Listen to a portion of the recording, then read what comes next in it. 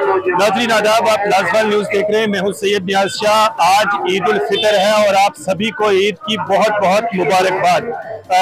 जम्मू कश्मीर में आज ईद का त्यौहार मनाया जा रहा है और पूरे जम्मू कश्मीर यूटी के साथ साथ सरहदी जिला पुंछ में भी ईद उल फितर का त्यौहार नहायत ही तुज़को एहतशाम और मजहबी जोशो खरोश के साथ मनाया जा रहा है।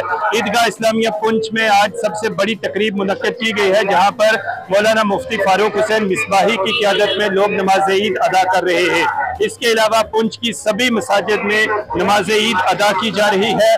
भारी रश जो है वो इस वक्त पुंछ में देखने को मिल रहा है।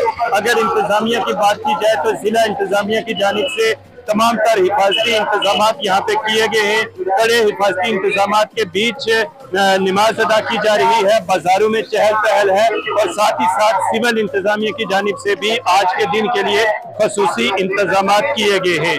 पुंछ से लाजवाल न्यूज़ के लिए मैं सैयद नियाज शाह। पुंछ की तरफ से तमाम पुंछ वासियों को और जम्मू कश्मीर के रहने वाले भारत देश के रहने वाले जितने मुस्लिम ब्रदर्स हैं उनको ईद की बहुत बहुत मुबारक है। और हमारी दुआ है कि ये ईद सबके लिए खुशियाँ लाए, सबको अच्छी राह पे चलाए और इस देश में, इस इलाके में खुशी का माहौल बनाए।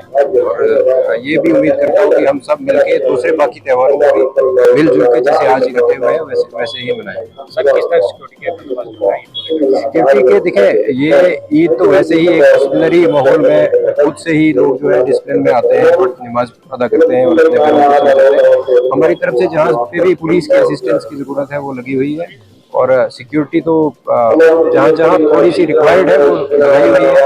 बाकी वैसा कोई सारी क्योंकि खुशी का मौका है और खुशगवार माहौल में ईद की नमाज पढ़ी जा रही है, तो इसमें ज़्यादा मुझे नहीं लगता कि हमें कोई और सतर्क रहने की जरूरत है। लोग खुद से समझदार हैं और खुद से अपनी ड्यूटी को अंजाम करना चाहते हैं। आज ईद उल फितर है और हस्बे मामूल और हस्बे रिवायत पुंछ मरकज़ी जामा मस्जिद के अंदर हज़ारों लोगों ने मिल करके नमाज ईद अदा की है और मुल्क और मिलत के लिए दुआएं भी हुई हैं।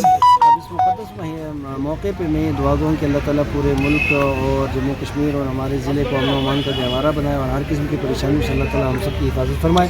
और उसके साथ साथ मैं इस मुक़द्दस मौके के ऊपर ये भी पैगाम देना चाहता हूँ कि मुल्क की या किसी चीज़ की भी तामीर और तरक्की के लिए बुनियादी चीज़ वो है अमन अमान और आपसी भाईचारा। तो ज़रूरत है कि हम आपस में मिलजुल करके भी रहें, उसी से हम अपने मुल्क को और अपनी मिलत को और अपने लोगों को मजबूत कर सकते हैं। इसी को फ़रोग़ देने की भी ज़रूरत है और उसके ऊपर अमली तौर पर इक़दाम की भी ज़रूरत है।